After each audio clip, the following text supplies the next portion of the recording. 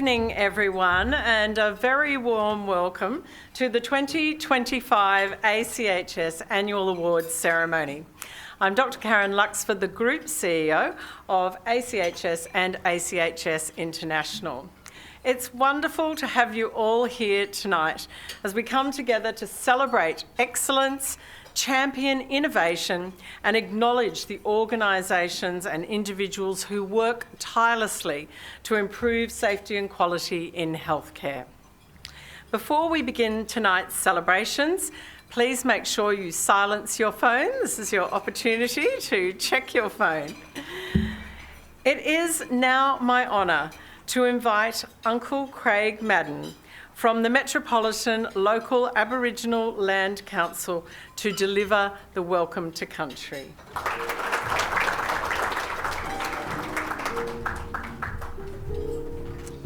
Thank you very much, Dr. Luxford. Warami, Bujiriyamarua. G'day, welcome. My name is Craig Madden, and I'd like to start by thanking the Australian Council on Health Standards for inviting me here today to welcome you to country. I'm a proud Bundjalung Gadigal man. From the Eora Nation, Gadigal land is the land on which we are gathered here today. Jinyura Gadigal. This land is Gadigal. It is customary for our Aboriginal people, when we invite our guests or visitors onto our land or country, that we offer you safe passage as you pass through or sit on our lands. So as a proud Gadigal man and as a representative of the Metropolitan Local Aboriginal Land Council, I'd like to welcome you all to Gadigal land, Aboriginal land. I'd like to pay my respects to our elders, past and present.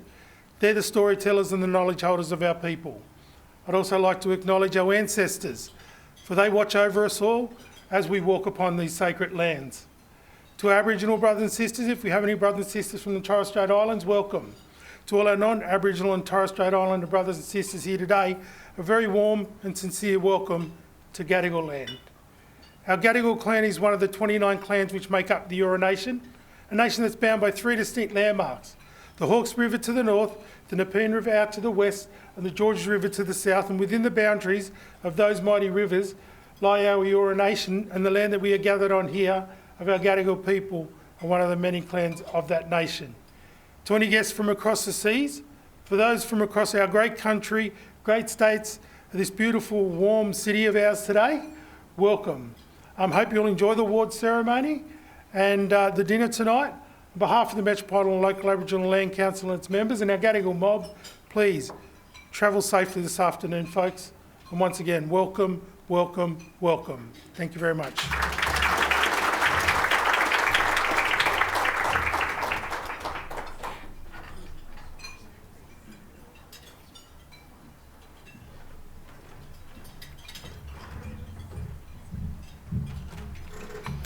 Thank you, Craig, for opening tonight with Welcome to Country. I would also like to take this moment to acknowledge the Gadigal people of the Eora Nation, the traditional custodians of this land, and pay my respects to elders past, present and emerging. And I extend that respect to Aboriginal and Torres Strait Islander guests who are with us here today. This year at ACHS, we have been shaping our future through building our strong foundations and embracing new innovative approaches to work. In recent months, we announced our new strategic plan, and led by our board and developed in collaboration with our council and staff, assessors and key stakeholders. This plan sets a clear direction for the next 3 years as we look to drive innovation and continue to support our valued members. 4 strategic areas were identified as a priority for our organisation, and they were maintaining our customer-centric service, diversifying our service offerings through digitally enabled solutions, being a data-driven organisation, and cultivating an agile organisational culture. A major initiative for us this year has been the development of our new IT system, the ACHS Hub, which will be launched to improve experience for members, assessors and staff. The hub will streamline our communication, highlight actions and tasks, allow easy access and resources, provide a secure and efficient platform that supports organisations through assessment. We've been having some sneak previews of the system, and our team is very excited, as I know our assessors and members are as well. We've also taken important steps forward in our sustainability journey. This includes reducing our carbon footprint, offsetting travel impacts, and embedding energy efficient practices in our own operations.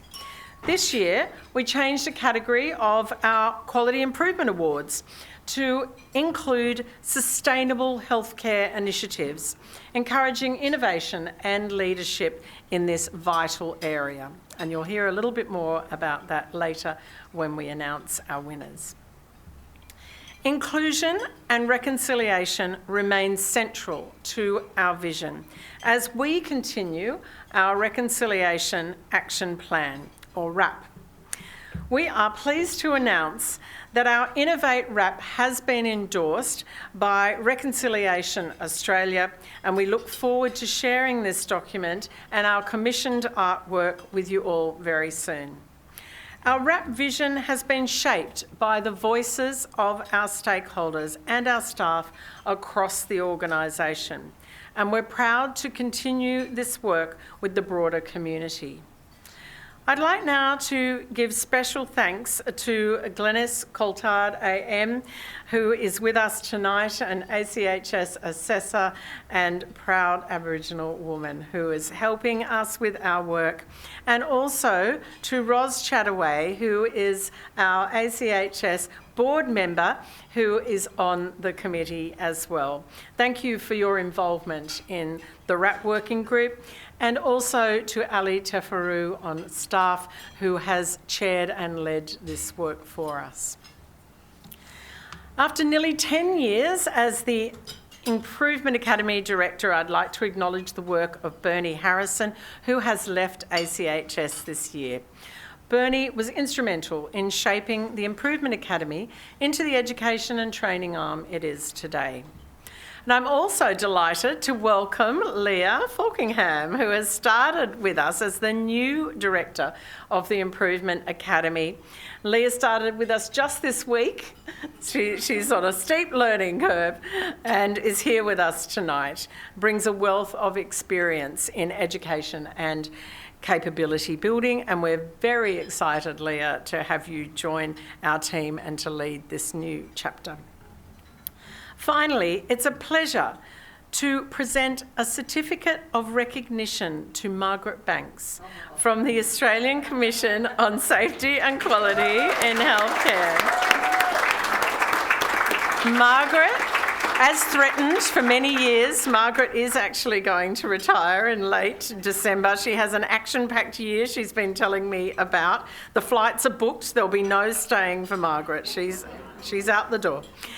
Margaret, I'd like to invite you now to come up onto the stage to accept this Certificate of Appreciation from ACHS.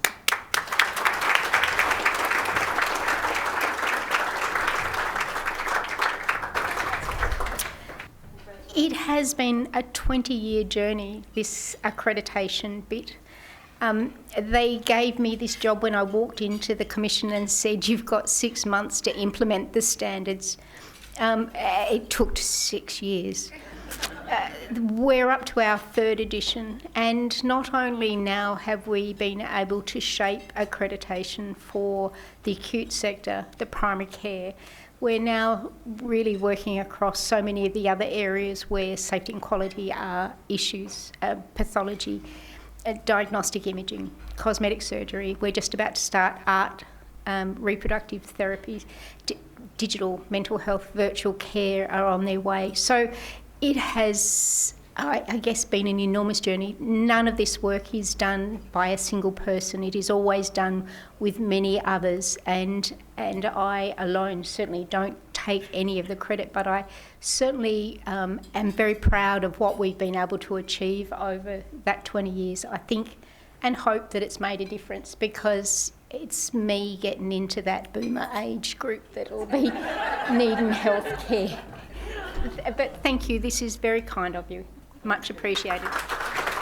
Thank you very much, Margaret. As I said, Margaret has been a great colleague over many years, and I think a very big supporter of interaction with ACHS, and has attended many of our forums and always shared information. And I think it's a testament to Margaret that she stands up here and doesn't talk about herself. She actually talks about the work, and she talks about the achievements and the things that everybody else has been doing. So thank you very much, Margaret. Our achievements this year are only possible because of the incredible people around us.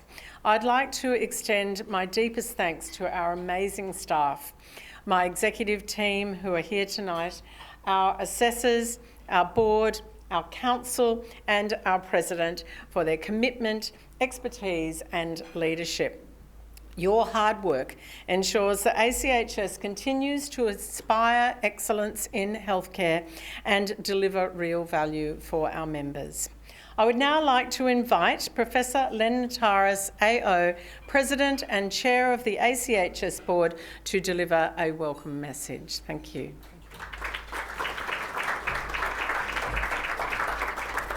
Thank you so much, Professor Karen. Professor Dr. Karen. Professor Dr. Karen is a little bit shy of being called Professor, but anyway, we'll get on with that. Look, welcome. It only seems like last year that we were celebrating the 50th anniversary. Yes, it was last year, so we're 51 years old now. Most of you weren't born at that stage, as I realise, but a real achievement. And when Margaret was speaking, I was reflecting back on 98, 99, in those early days when the council was thinking of a commission, and we were working on all sorts of things way back then. But good evening and thank you to Uncle Craig. That was a wonderful introduction, and welcome to country. It is a great privilege to be here for the Gadigal people. I'd like to say that it's a great privilege being the president of ACHS. And it's also a privilege to have a couple of other presidents here, President of ACHS-M, Elizabeth Koff, and the former president of ACHS-M, Dr. Neil Fong, Professor Neil Fong, I'm sorry. We're surrounded by some wonderful people, but each and every one of you here tonight is special, and it's your commitment that is making this possible and making it a wonderful initiative. I've got the privilege as President of working alongside some fantastic people and witnessing progress and innovation. I've often used the quote, and it's not my quote, but it's another, if you don't like change, you'll like irrelevance even less. So just appreciate the fact that ACHS pivots, it pivots to change, it moves, and it adapts to the circumstance of the day. We have a wonderful program for you tonight, and we will be excited to welcome our guest. And he's coming through the door as we speak. A round of applause for Professor Michael Kidd. Oh, that's good. There's a welcome fanfare there, Michael. It's a good thing we're good mates. Thank you for joining us, Michael. Michael's plane was held up. He had intended to be here earlier. This year we've progressed to some exciting initiatives to support our members. The ACHS Hub has been a major project that sets a new direction for our organisation.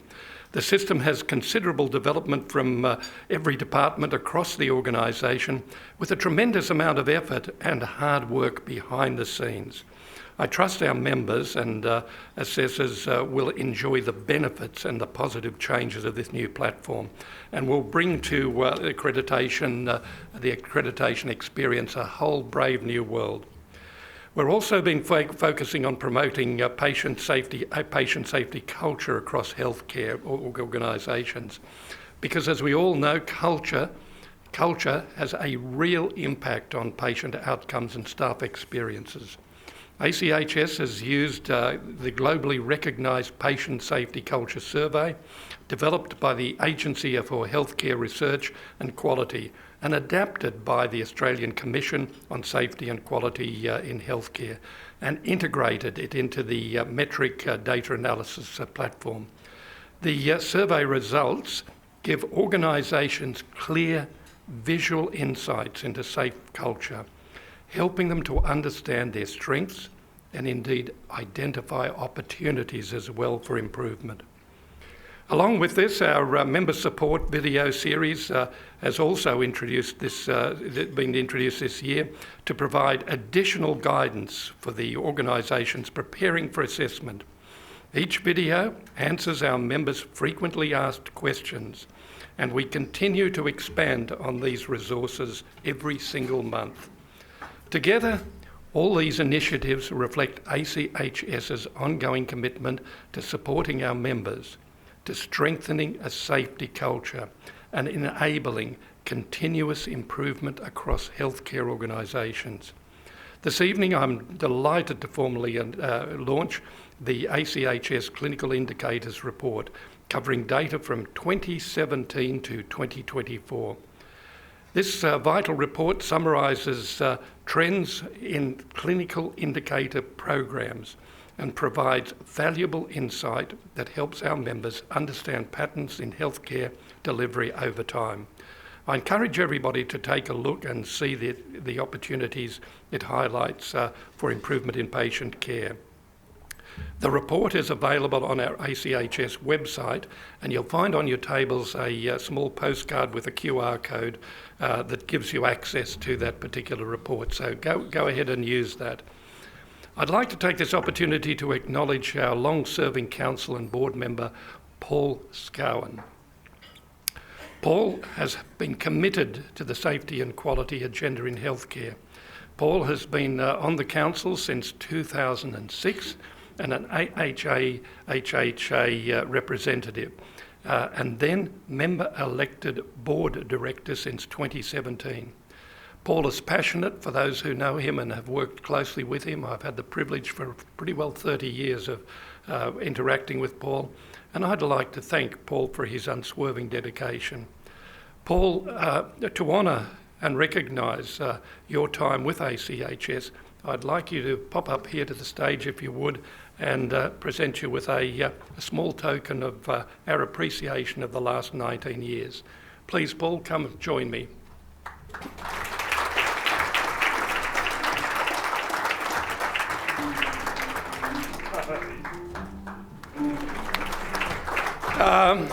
Folks, I'm not going to say that Paul said you bastard for doing that, but he's a great man, and I know that Paul will continue on being a part of the safety and quality agenda as time moves forward. Finally, I'd like to take a moment to acknowledge the board, the council and the executive team. Thank you all for your commitment and to healthcare and excellence. We can't do it without you, and it's you're the driving force behind what we do.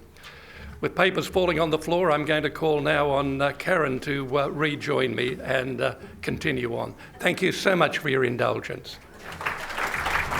Thanks, Len. It brings me immense pleasure to be able to announce the much anticipated winners of our 2025 Quality Improvement Awards. We received an impressive number of entries this year. It just seems to grow every year. And I must once again take the opportunity to commend our judges and all the award entrants for your fantastic submissions in this year. The Quality Improvement Awards are now in their 28th year, and they recognise healthcare organisations for their exceptional efforts in quality improvement activities, initiatives and strategies. I will begin by announcing the recipients in each category, starting with the highly commended before announcing the winners. We'll share a short video from each of the category winners, and then the videos will elaborate on the quality improvement projects, and then we will invite the winners to come up onto the stage to collect their awards. The awards are presented in 3 categories. Firstly, clinical excellence and patient safety. Then sustainable healthcare and service delivery. And finally, healthcare measurement. For the clinical excellence and patient safety category, a highly commended certificate was awarded to the following healthcare organisations: Metro North HHS Surgical Treatment and Rehabilitation Services, or STARS, revolutionising post-operative care with PODS. And also highly commended, the Perth Children's Hospital Year of the Frog, a campaign to address the challenges of regular sputum surveillance in children with cystic fibrosis.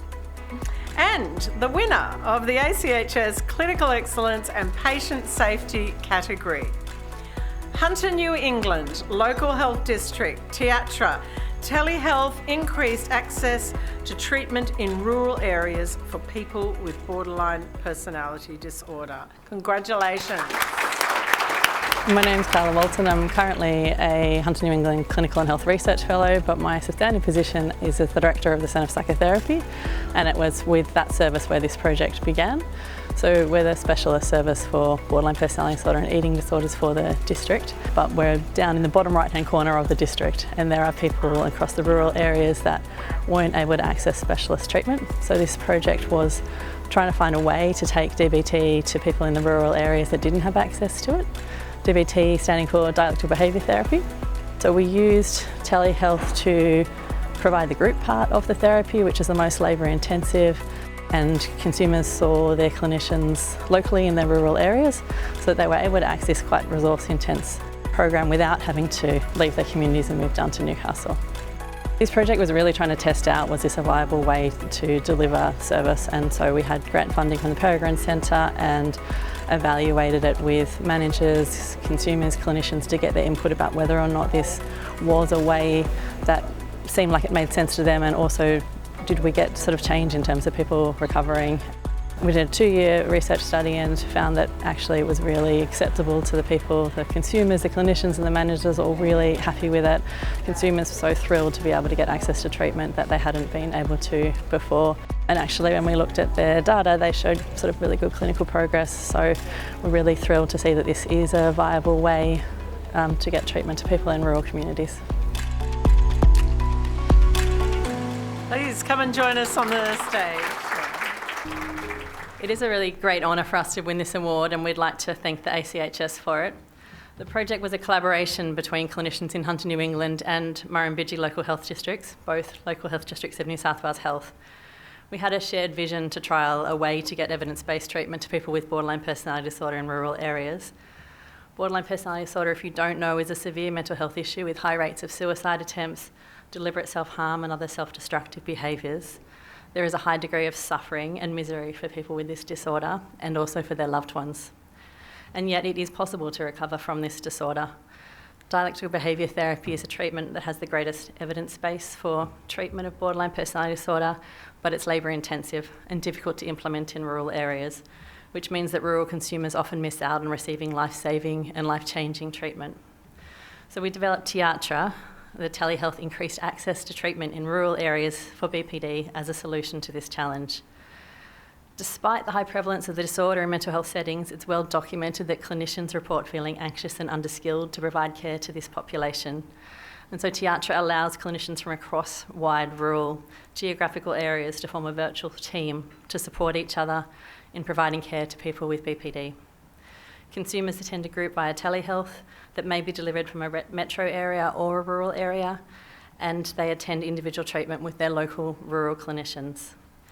We want to thank members of the Mental Health Executive from Hunter New England and Murrumbidgee local health districts who are willing to support us to try something out of the box.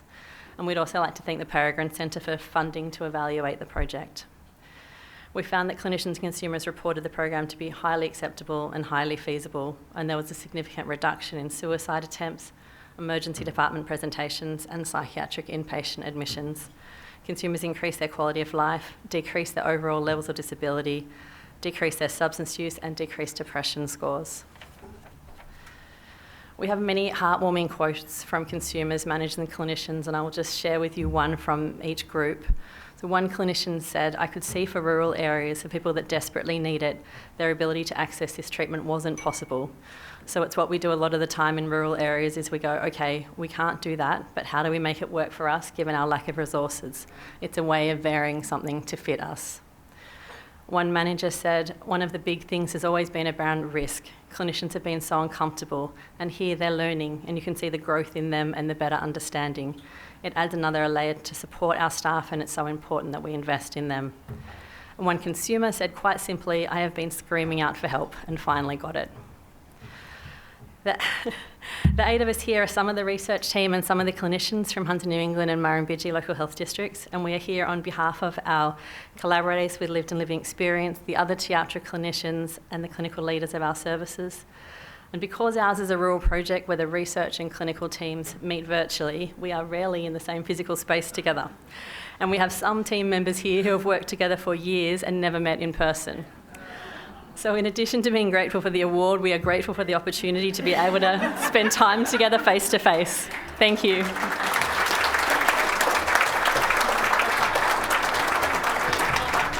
What an amazing initiative, and really exciting to see that win. Our next category, the Sustainable Healthcare and Service Delivery category. The highly commended certificate was awarded to the following healthcare organisations: Hunter New England Local Health District, Risk Assess for Success, National Critical Care and Trauma Response Centre, strengthening laboratory capability for emergency health response, quality improvements within the centre and the Australian AUSMAT laboratory. But the winner of the Sustainable Healthcare and Service Delivery category is Eastern Health, improving food service safety and food waste in emergency and short stay departments. So my name is Timothy Lee. I'm the catering manager at the Box Hill Hospital. During the day, we deliver about 1,200 meal service. Hi, I'm Warwick Millard, and I'm the Senior Food Service Dietitian at Eastern Health. This project looked at the food waste in ED and short stay. The kitchen identified anecdotally that there was more food waste in these departments compared to the rest of the hospital. Previously, there was no standardized process in place, and often we have to deliver a fixed number of hot meals for lunch and dinner, often returned untouched and result in unnecessary waste. We consult and engage with the dietitian and clinical staff, and also food service, to allow us to develop something simple and streamlined. We met with the emergency and short stay leadership team and the support services team to propose a different food system to reduce the hot meals to a defaulted light meal, including sandwiches and custard, and allowing hot meals to be ordered under certain circumstances. What we found was there was a reduction in of around about 35% food waste annually, which equated to around about $60,000 and over 1 tonne of food saved. What's great about this project is it's transferable and can be integrated across our hospitals, especially where there's ED or areas where the menu management system isn't available. An important aspect of this change was to engage with our patients as the first priority. With meeting with them and determining what they valued more and what their priority was, enabled us to make a change that was effective for them. This highlights our promise of healthier together at Eastern Health, and this really shows how effective collaboration with our community can be.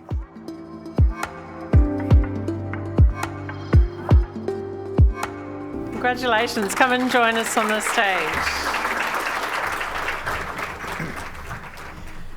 Thank you. I will start with, this is my first acceptance speech ever, so hopefully I do it justice. Firstly, thank you to the ACHS for organising this event and everyone else involved. I'd like to congratulate the other winners tonight and all the nominees. Everything deserves to be celebrated. This project started, as many other quality improvement projects start, with a coffee meeting at 8:30 a.m. It was between Timothy Lee, the kitchen manager, as you saw, John Hearn, the contract manager from ISS, Kim Wheeler, Director of Support Services, and myself.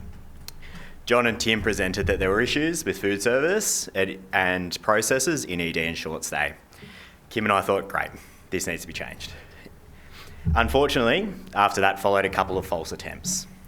I say that because anyone in this room knows that with quality improvement, you will have false starts and missteps, and that's okay. After that, I thought, stuff it. I'm going to meet with the ED manager and take him a coffee. And with that, I presented him the issues, the opportunities, and the vision for this project, and he was sold. This project ran over about a space of 12 months and has incorporated 2 student projects from dietetics. Whilst this project will continue to be reviewed, refined, and reassessed and wherever it needs to go, we can't be any happier with the results we've seen so far. Beyond that, we now have a menu management system essentially improvised in an area where there was none previously capable, and this meets the national quality standards. So that's a win-win. In addition to this, it's replicable, as you saw in the video. I would encourage any organisation that has an area of healthcare where there's no menu management system and they're finding issues with waste to consider this method. We have started implementing it across Eastern Health in other areas to good effect. I don't want to talk about the project too much because I think the video does it justice, but I will leave people with these 3 key points that I learnt. 1, data doesn't lie. 2, patient experience should always drive change. And 3, always show up with coffee when you present your ideas.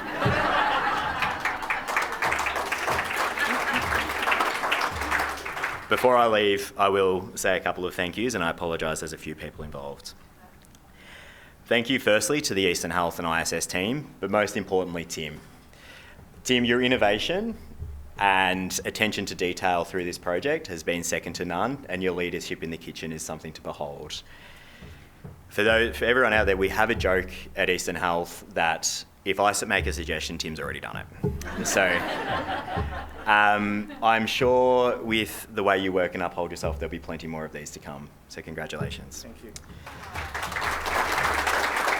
Thank you. Thank you to Kim Wheeler, my boss. Your support and encouragement through this has empowered these results and made this project a success. But not only this project, many other projects, we're achieving things in Eastern Health. It is my thoughts and everyone else's that you are driving change at Eastern Health in a very good way. So congratulations. I'd also like to thank the rest of the Eastern Health and ISS team. This is truly a partnership that is incredible, and it is only getting stronger. The things we have achieved in the past 2 years since I've been in this role, and before that, not only in food service, but across Eastern Health, are remarkable. I have no doubt that in the future, whatever we set our minds to, we can achieve, and who knows, John, we might be back here again. I'd like to thank James Duncan, the ED manager, who couldn't be here tonight, and his team.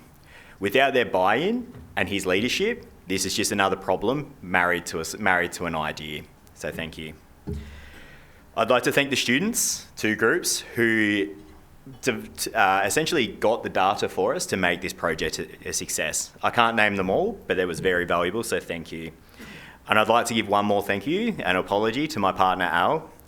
I apologise for the countless amount of hours I've talked about sandwiches, food waste, and ad hoc forms, so this is for you as well. Thank you. And we'll just let you know, as a great example of leadership, the Eastern Health CEO, David Plunkett, when he heard about the team winning this award, jumped on a plane and is here with us tonight as well. So thank you very much for coming, David. We hope the Minister won't miss you at the event you were supposed to be at.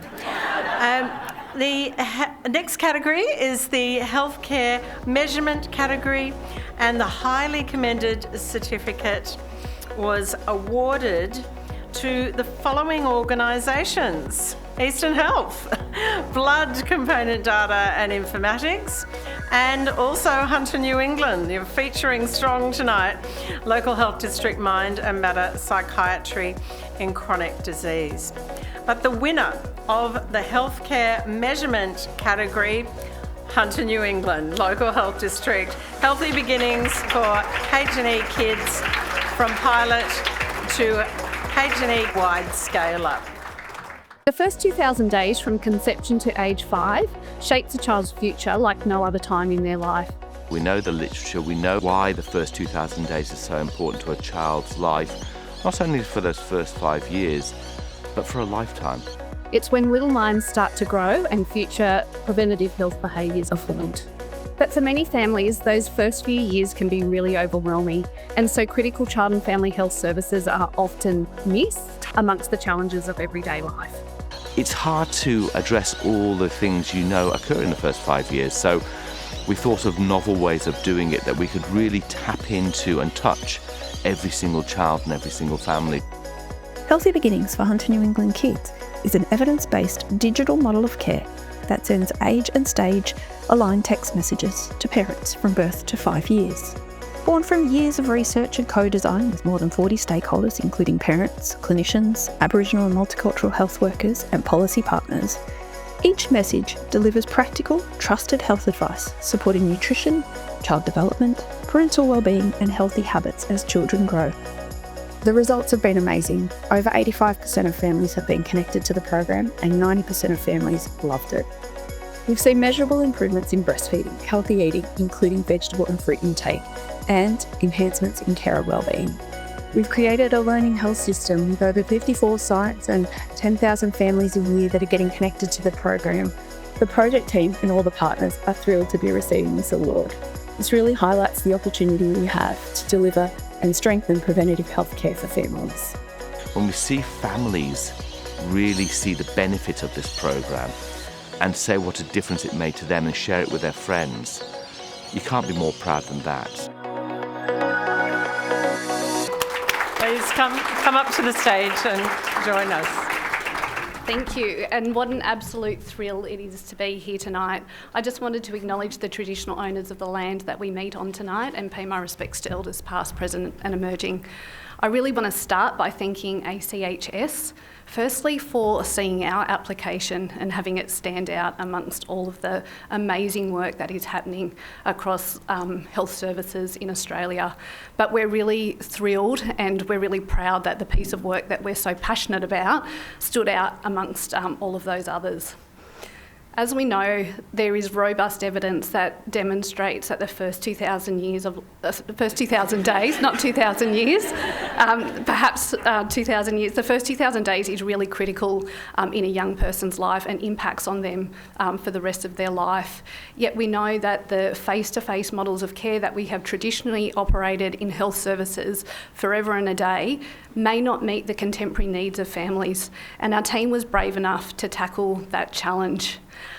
We know that digital models of care in the literature are very effective and evidence-based, yet there's no health services in Australia that implement a digital model of care to support families across the first 2,000 days in life. And so that is where Healthy Beginnings was born. We tackled a challenge, we were brave enough to do something different and take the evidence base into everyday health services.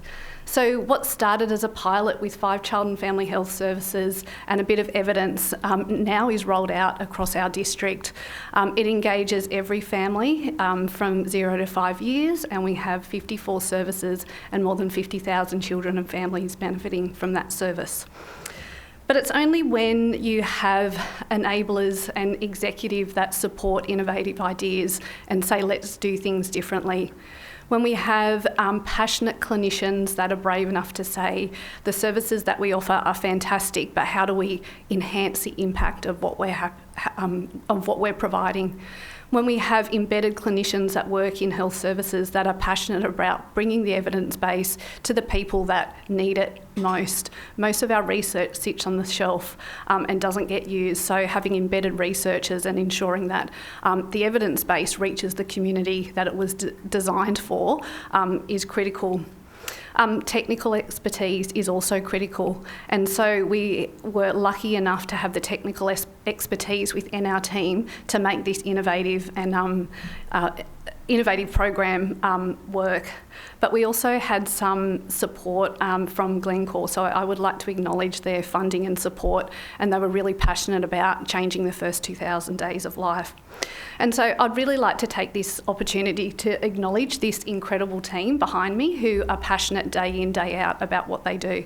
So firstly, I'd like to thank our executive. So Dr. Paul Craven, who couldn't be here tonight, is our executive sponsor. And so not only does he see benefit, look for change during the day, often at night he's in the NICU, like facing challenges and helping babies reach their potential as well. Also thank you to John Wiggers, who supports an embedded research practice model and is really passionate about making sure that evidence base gets to the community. This incredible team of clinicians behind me, this is a true partnership between population health and child and family health services. And so this partnership is truly a co-design that has made this happen. And so we bring preventative health expertise together with our child and family health expertise together, which I guess really makes the magic. I would really love to acknowledge Christoph just standing behind me. Christoph is the magician in our team. He is a statistician that automates all of our ideas, and it doesn't matter what harebrained idea we bring to the table, he says, yes, I can make that happen.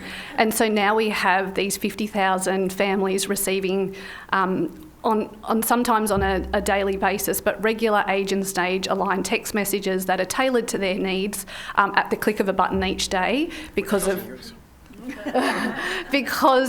Christoph's passion to make things work. So that is incredible. I'd also like to acknowledge Luke Wolfenden. Luke leads our integrated research practice team. He is passionate about evidence and he is passionate about learning health systems. And so not only did he bring the idea to the table and say, I think this can make a difference, he also enabled us to measure the impact.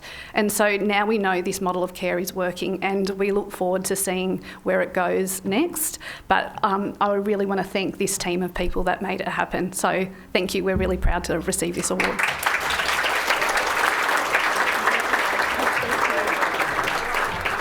Another amazing undertaking impacting so many lives. Just fabulous work. Well done again.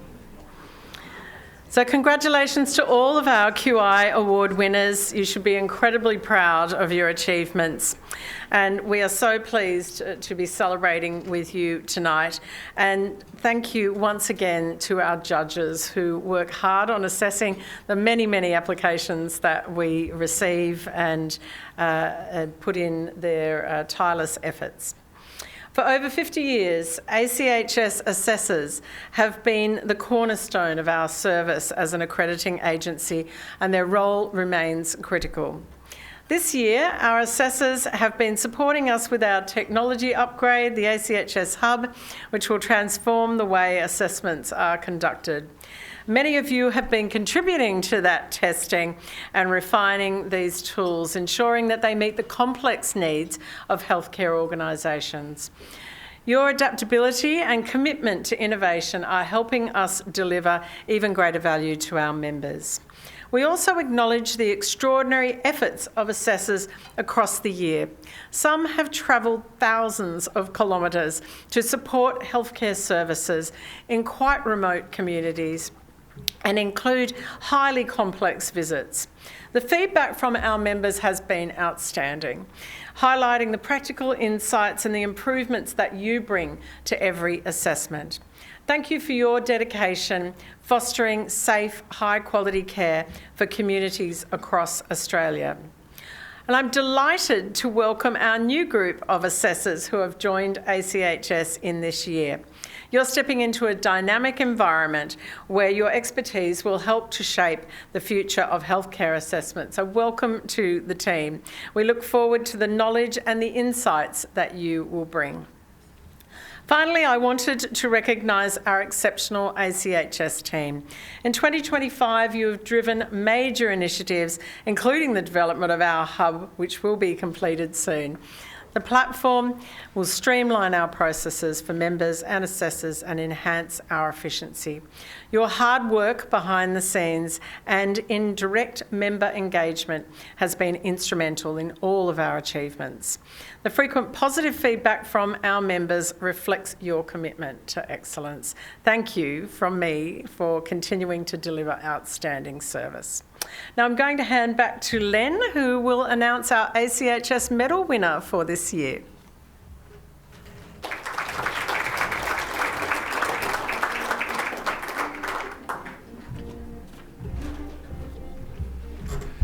Thank you so much, Karen, and I'd have to say well done, QI, the Quality Improvement Award winners, well done assessors, and well done staff. Phenomenal effort. The changes and the challenges that we confront aren't addressed without your seamless and committed workforce. It's now giving me great pleasure to announce the winner of the much anticipated 2025 ACHS medal. Now into its 41st year, the prestigious ACHS medal celebrates the achievement of an individual who has made an exceptional contribution to safety and quality in healthcare.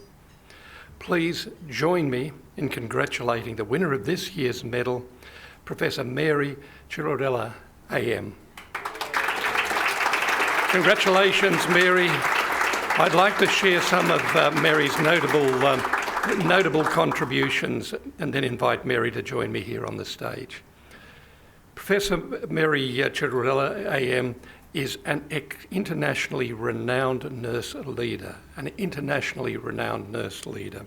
recognised for exceptional contribution to nurse safety and quality. With a distinguished career spanning over 40 years, she started when she was 10, over 40 years, Mary, her influence has shaped nursing practice, policy, and education across Australia, but not only across Australia, internationally as well. Mary has been the driving force in healthcare safety and quality, serving on the New South Wales Quality Council, the board of the Institute for Clinical Excellence, and as chair of the Clinical Council of the Clinical Excellence Commission. She was instrumental in establishing the world's first professional doctorate in midwifery at UTS, as well as the first master's subject in safety and quality in healthcare at the University of Both incredible achievements. Mary's work extends beyond healthcare to the justice system as UTS founding professor of nursing at Corrections Health. She was instrumental in developing key competencies, requirements, and official recognition for the justice health nurse practitioners. Incredible work. Internationally, Mary has contributed to the WHO, World Health Organization Nursing and Midwifery Directorate to develop a compendium of nurse-led primary health care models. She's published 97 peer-reviewed journal articles and reports along with 100 blogs, editorials, newspaper articles, and is co-author of Law for Nurses and Midwives. Recognised as a member of the Order of Australia AM in 2019 for her contribution to nursing, Mary's legacy continues to inspire and will continue to inspire. Mary has dedicated her career to inspiring excellence in nursing and healthcare systems. Congratulations on being a truly deserving winner of our award, the ACHS Medal 2025. Please join me on stage.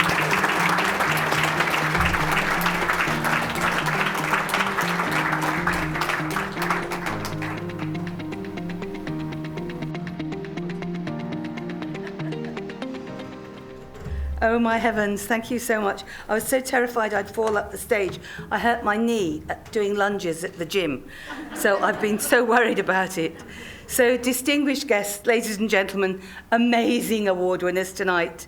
I too wish to acknowledge the Gadigal people of the Eora Nation, the traditional custodians of the lands on which we meet, and to pay my respects to their elders past and present. I also wish to pay my respects to the people in this room, Margaret Banks, you in particular, who have been such extraordinary, long-standing advocates for safety and quality, many of whom I have worked with over the years. To you, Len, and the ACHS board, and to you, Karen, and the ACH executive, my heartfelt thanks, because this truly is one of the greatest honours of my career. Before I go any further, know that I'm in awe of the work that you all do at ACHS, and I also admit that despite my early misgivings, having now gone through the process several times, I actually think that SNAP is a much better way to assess us. As those of you who have worked with me will know, safety and quality has been one of my career-long obsessions, and I'm grateful for the wonderful teachers and colleagues that I have worked with over the years, who have taught me so much about the importance of teamwork and communication. I shall acknowledge some of them tonight, but for those I omit, my apologies. I have so many mentors and givers of wisdom, and only 6 to 8 minutes for this speech. However, I couldn't have done any of this without my wonderful and huge family, present and no longer here. Without naming names, because that will make me cry, they have always been the wind beneath my wings. My interest in safety and quality began when I studied anaesthetics in 1974 at the Nuffield Department of Anaesthesia at the Radcliffe Infirmary, Oxford, on a course for staff nurses designed by Professor Len Carey. It was my first experience of real teamwork impacting on safety and quality. We had a lecture by Sir Robert McIntosh, he of the laryngoscope fame, who was by this stage Professor Emeritus, and his definition of anaesthesia, which we were all kind of poised, to write down, was hours of boredom interspersed by seconds of sheer bloody terror. The need to check all the equipment every time, the need to have agreed safety routines, and the need to talk to each other about each upcoming list, we call them safety huddles today, was impressed upon us time and time again. We anaesthetic nurses were able to cannulate and intubate and provided clinically competent and knowledgeable backup and support to the anaesthetists, as well as direct patient care. The department ran a cardiac arrest team, and that matched an anaesthetic nurse and registrar with their counterparts from the intensive care units who were able to defibrillate. So there was always one nurse and one registrar from each department for each cardiac arrest. Arrests ran like clockwork, and in theatres when things got hairy, as they did, we all knew what to do and we did it well. I always say that I stand on the shoulders of giants, and my wonderful mentors from my early operating theatre anaesthetics career once I moved to Australia also impressed upon me the importance of safety and quality. To Judith Mepham, Judith Cornell and Joan Englert, 3 nurses who were centrally involved in ACHS in their day, plus Justice Patricia Staunton, my co-author for Law for Nurses, I wish to pay my respects tonight. To the wonderful team I now work with at Northern Sydney LHD, you continue to go above and beyond in relation to safety and quality, and I thank you for your work and support. Anthony, thank you so much for being here tonight. Several of the lessons I learned from my days in Oxford have stayed with me throughout my career and have influenced many of the campaigns that I've been involved with over the years. Significantly, my insight into human factors, although we didn't call it that then, was generated there in Oxford and honed through a range of clinical and educational roles and committee and board memberships. I was fortunate to serve on the Federal Therapeutic Devices Evaluation Committee under the chairmanship of Cliff Hughes. Also in New South Wales on Ross Wilson's first Safety and Quality Committee. Then, as it has been mentioned, on the inaugural board of the Institute for Clinical Excellence, under the chairmanship of Bruce Barraclough and with Ian O'Rourke, the lovely Ian O'Rourke as CEO. And then as co-chair of the Clinical Council of the Clinical Excellence Commission with my beautiful co-chair, Peter Castaldi. My passion for safety and quality has not diminished. Today, and for the past 8 years, I have chaired the Healthcare Quality Committee for Northern Sydney LHD. Earlier, when I was invited to my chair at the University of Sydney in 2008, I negotiated to introduce a unit of study into our various master's programs in clinical nursing. It was entitled Building a Culture of Safety and Quality. And my students have always told me at the end of it that it changed their attitudes to their own clinical practice. For me, the purpose of having nursing and midwifery in higher education is that it gives us the intellectual skills and language and the clinical reasoning to change practice. The evidence is clear that the safety and quality agenda saves lives, and that nurses and midwives are central to that agenda, as they are the only group of health professionals who are with the patient in hospital 24/7. Indeed, in my latest research, completed in June this year, I had the enormous privilege of being one of the oversight group tasked with updating the definitions of nursing and a nurse for the International Council of Nurses, representing over 30 million nurses. In our widespread consultations, you cannot imagine, for the research, the unanimous response from every part of the globe was that patient safety, from clinical, personal, and culturally safe perspectives, was one of the preeminent roles for nurses. I'm committed to safety and quality improvement. They are obviously connected, but as we are all aware, often different. Safety is usually about outcomes of avoidance of adverse events, whereas quality is far more about the patient experience. Remarkably, I have known patients to have reported having a positive experience despite suffering an adverse event. Conversely, I have known patients go home from hospital without any adverse outcomes, but totally traumatized as a result of their experience. So both aspects are equally important to me. Thus, learning from error is critical and will always be so. When we make a mistake or recognize a near miss, we quite rightly investigate and learn from what happened. And by and large, we are pretty good at it. But learning from excellence is often overlooked and far more rarely analysed. When everything goes well on the day from hell, we simply go, phew. We need to be doing far greater intensive examination on how and why we performed brilliantly, as well as on how and why we performed badly. If 1 in 4 hospital admissions results in an adverse event, then 3 in 4 do not. And equally importantly, we need to understand why not. Adrian Plunkett's work in the UK has inspired me over the past 10 years or so, as has Geoffrey Braithwaite's work on safety too. Before I conclude, let me thank you again for this enormous honour.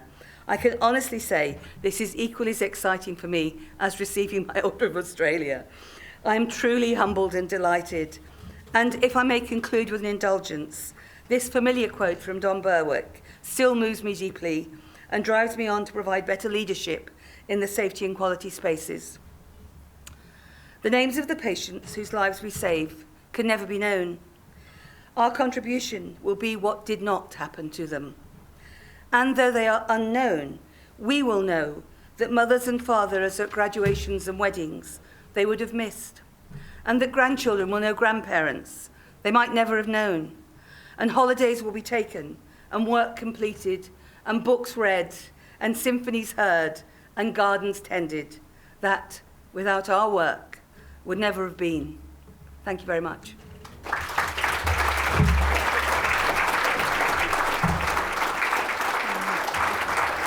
And big congratulations once more to Mary. Please join me.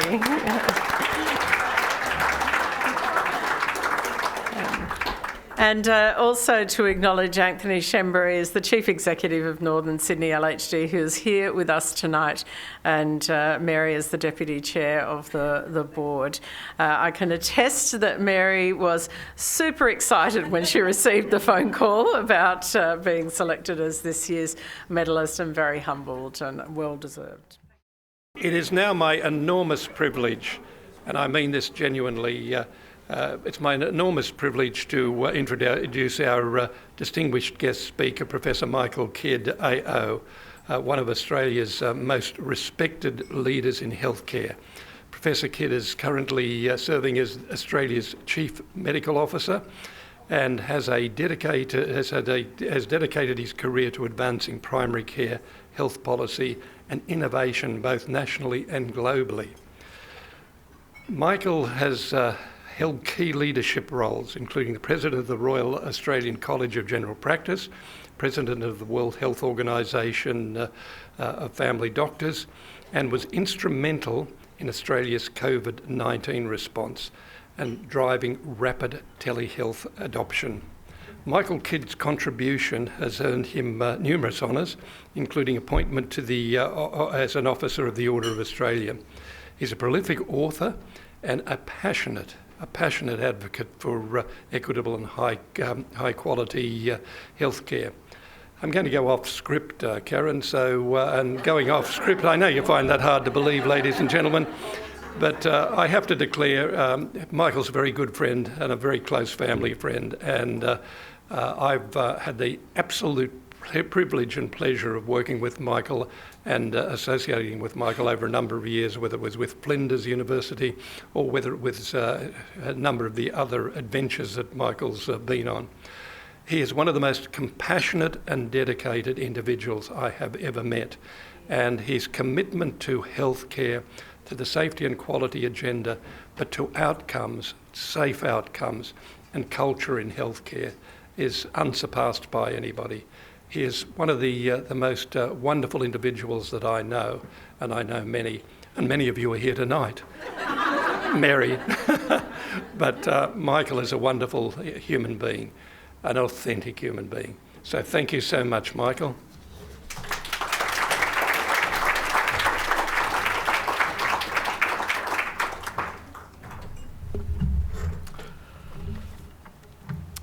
Good evening, everybody, and thank you. Thank you for the opportunity to join you here tonight, and I'd like to acknowledge we're meeting on the lands of the Gadigal people of the Eora Nation. Pay my respects to elders past, present and emerging, and extend those respects to all First Nations people here with us today. My thanks to the President of the Australian Council of Healthcare Standards, Professor Len Notaras AO, to our CEO, Dr. Karen Luxford, for inviting me to speak no more than 15 minutes, with a focus on health and quality and aspects of my own career, and the instruction to make it light-hearted, because it is at the end of the evening, so don't get too heavy. I'm going to try, but there are some heavy things I do want to touch on as well. But I wanted to start by saying thank you. Thank you to all of you for the extraordinary work that you do, ensuring the safety and quality of healthcare delivered to the people of Australia. Thank you to you all. And thank you especially to tables number 7, 8 and 9, the award winners tonight. They were extraordinary stories of how all of you are making a real difference in people's lives. And weren't those videos extraordinary? Just wonderful. Len, did you film those?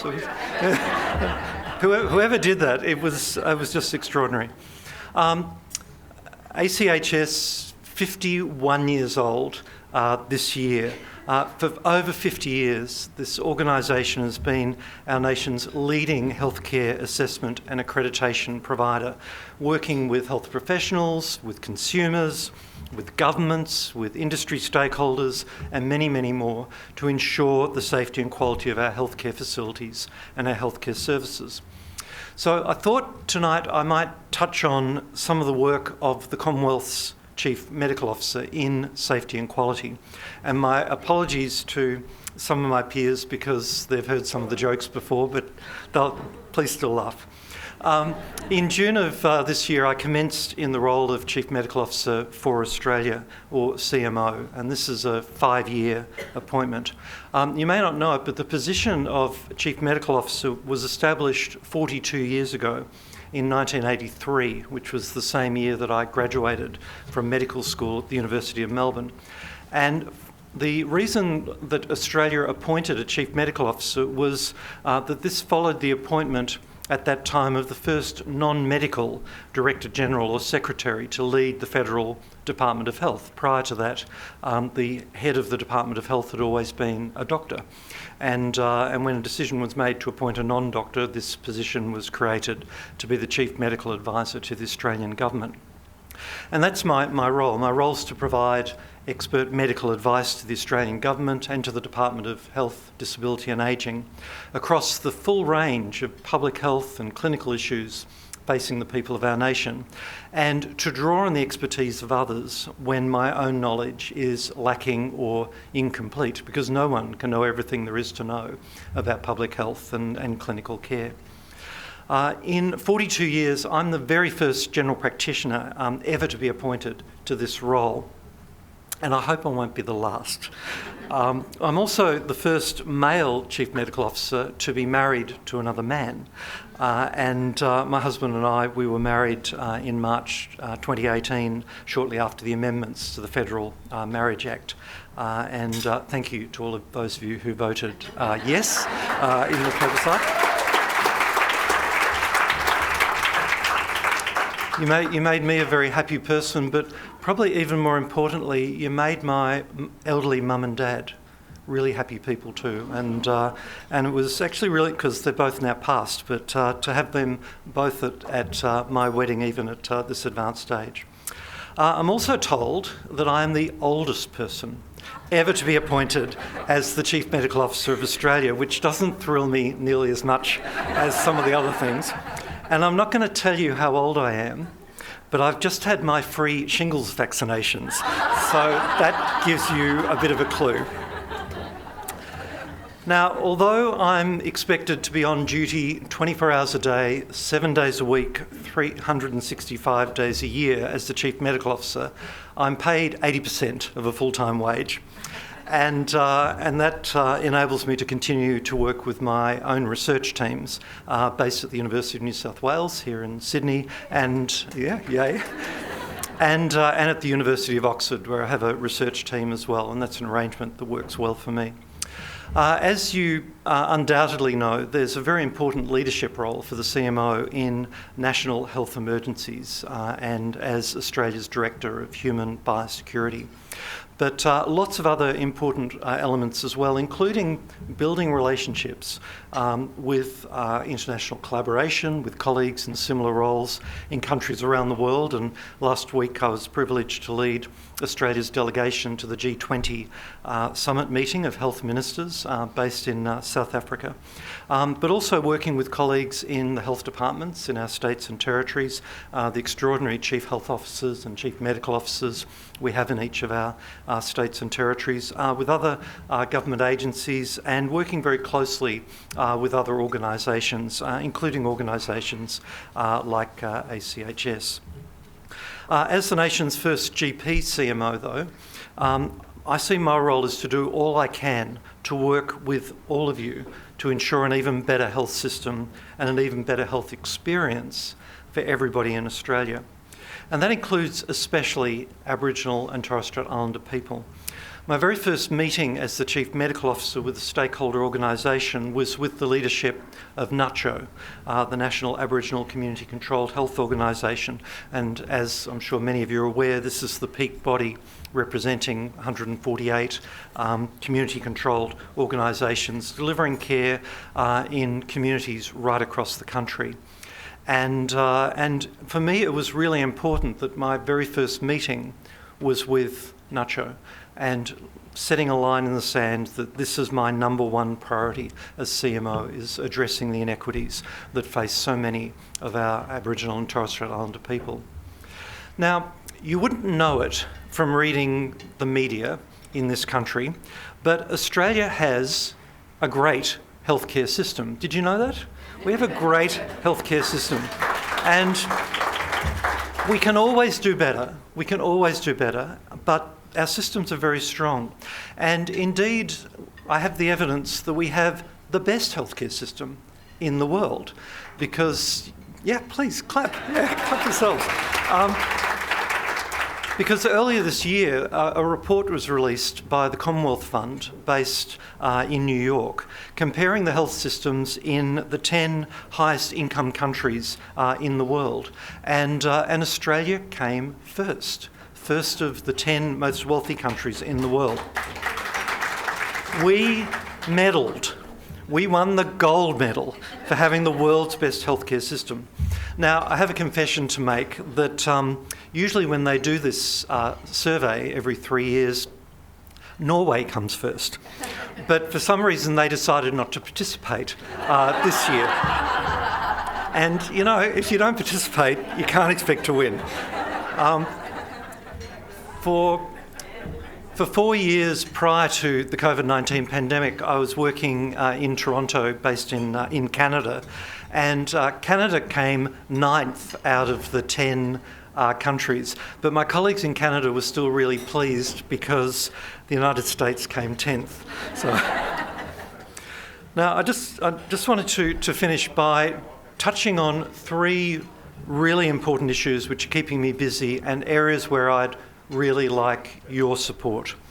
And the first one of these is around the establishment of the Australian Centre for Disease Control, what we affectionately call the ACDC.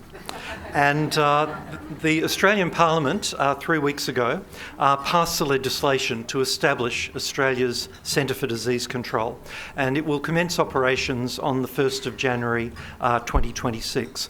And this will be a major milestone in strengthening Australia's public health system and especially strengthening our preparedness to respond to future pandemics and other health emergencies, something that many of you are very involved with. And what the CDC will ensure is that as a country we have a transparent, evidence-based public health agency dedicated to preparing the country and preparing all of us for current and future communicable disease challenges. And it is also expected that over time the CDC will build up and become involved with the prevention of chronic disease as well as communicable diseases, supported by data-driven insights and analysis. As the Chief Medical Officer, I'll be working very closely with the not yet appointed Director General of the CDC, and I'll be a member of the Advisory Board of the CDC. And in that role, I look forward to bringing especially a strong primary care focus to the work of our CDC. No surprise there, given my background in general practice over many years. I know that many of you in the room have been really strong supporters of having a CDC established in Australia. Some of you have been advocating for this for years, so thank you for your support. The CDC won't work alone. Its success is going to be built on partnerships and relationships and collaboration with organisations like this and with all of your constituent organisations as well. The second thing I want to talk to you about is immunisation and the importance of immunisation. And I have a feeling I'm probably talking to a room of the converted about how important immunisation is, but immunisation is under threat, as we've seen. On Friday, I had to put out a statement with the head of the Therapeutic Goods Administration refuting, again, statements about autism and immunisation coming from elsewhere in the world. I am really passionate about working with all of you to make sure that we maintain very high rates of immunisation in Australia. This is one of the most effective ways that we can prevent serious illness and save lives.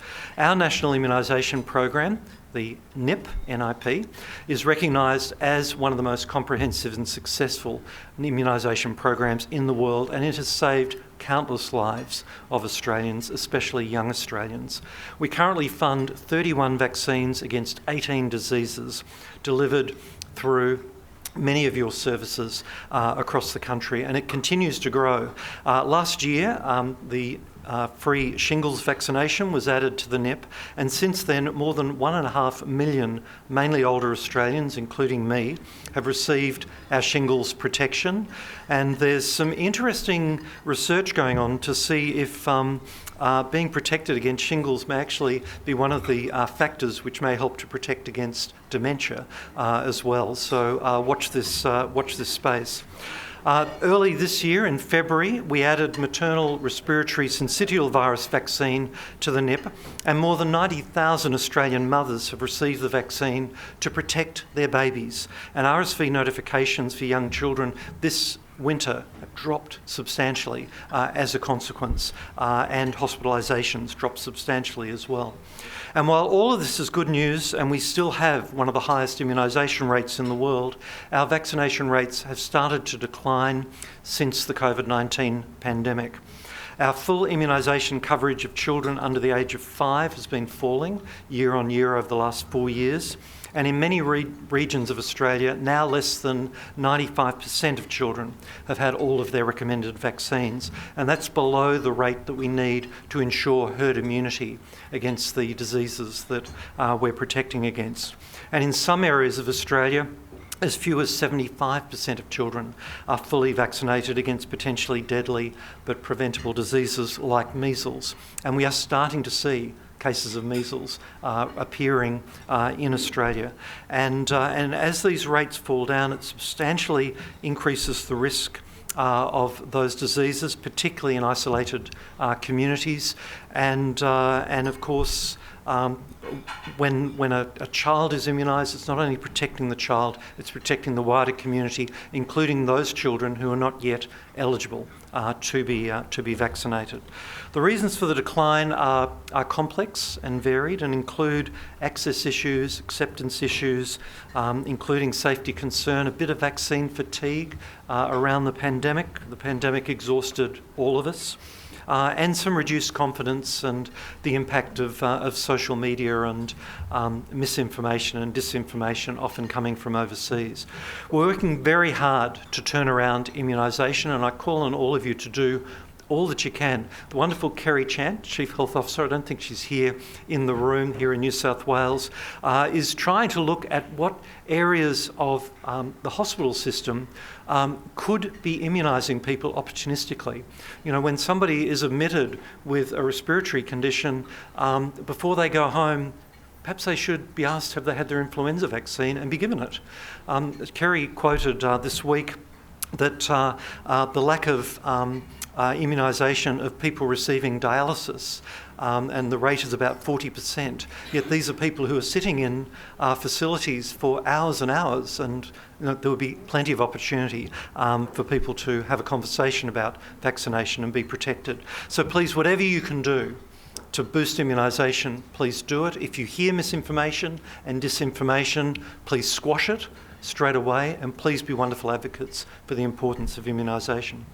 Finally, I want to talk to you about, and this may put you off your dessert, syphilis.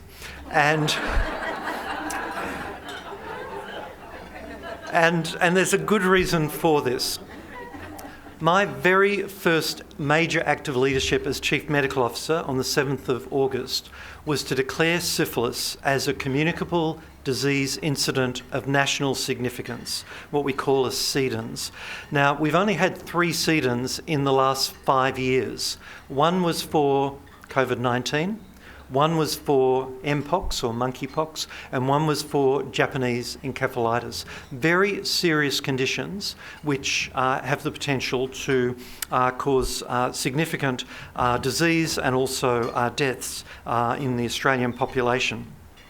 And the reason I declared syphilis as a communicable disease incident of national significance is because we have babies dying of congenital syphilis in Australia. And it's something that is largely hidden because it occurs in the children of Aboriginal and Torres Strait Islander mothers, often in remote communities. It occurs in the children of mothers who are often recent arrivals to Australia, who don't speak English and who don't understand our healthcare system. It occurs in young mothers who are teenagers and who are afraid to tell their families that they may be pregnant and therefore miss out on antenatal care. It occurs in mothers who have had children taken away from them previously and so are reticent to come to our health systems to get antenatal care. And over the last 3 years, we've had over 40 cases of babies being born with this totally preventable, horrible disease, and half of those babies have died. And people just don't know about it. And so I wanted to raise awareness. I wanted to raise awareness of the importance of testing people for syphilis, especially people who are pregnant. I wanted to make sure that people are aware that we now recommend 3 syphilis tests during pregnancy for everybody, and 5 syphilis tests in places like the Northern Territory for mothers who may be at increased risk. And so this is about raising awareness, and we all have a role to play.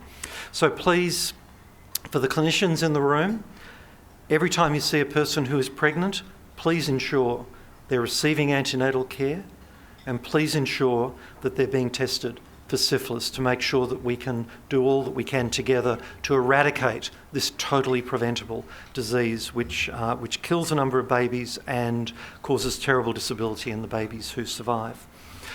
Like you, I'm really passionate about so much in healthcare, and I could stand here and talk for a long, long time about many other issues, but I have my time frame given to me.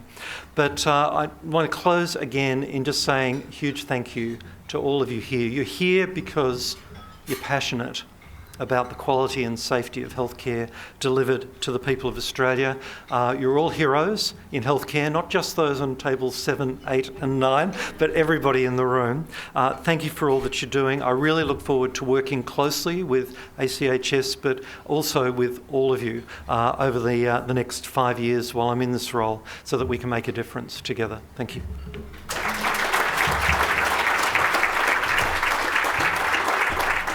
Thank you very much to Professor Michael Kidd for sharing all of those insights and such important health messages, really focused on how do we keep people in Australia in healthcare and in the community safe and receiving quality care. Thank you so much for that.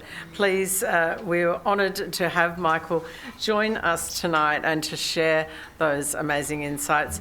Please join me in giving him another round of applause.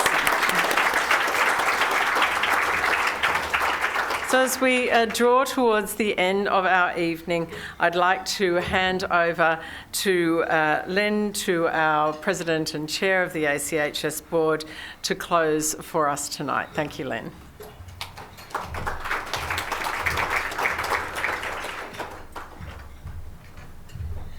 Thank you so much, Karen, and thank you so much, Michael. That was brilliant. And thank you, Mary, as well, for your comments earlier. Brilliant. Our celebration tonight is coming to a close. This is not the end, it's the beginning of the next phase of whatever you're going to do tonight. So please enjoy yourself. As one Neil Fong would say, network, network, network. I think I've quoted that. I might have left a network out, but thank you, Neil. But it's been an extraordinary evening. And those QI awards have been fabulous, and the achievements that have occurred there. The fact that we've had the privilege, Margaret, of having you here tonight. We're cancelling all of your leave. We've made some calls. Michael has helped. Your flights have been cancelled. You're staying with the Commission. Great. I'd like to thank each and every one of you who've been a part of the award ceremony tonight. And really, the evening is truly a great success. Mary, again, you've done a fabulous job, and it will continue on, as to the award winners, and we look forward to each of those tables, as recited by Michael, returning next year and taking out the awards as well. I trust you've enjoyed the evening, and I hope there are a few learnings that have been taken away from tonight. As we close, I must acknowledge the events organisation team, without whom the event wouldn't have occurred. And a very, very special thanks to Ali, to the marketing team, to the healthcare standards team, and the EMG production team. A very, very special thank you to Karen Luxford, who has done a brilliant job over the last few years since she became CEO of the department. Well served by three brilliant executive directors. They've done brilliantly as well. That said, enjoy the rest of the evening, enjoy your dessert, and rest assured Michael can now have a glass of wine. Thank you.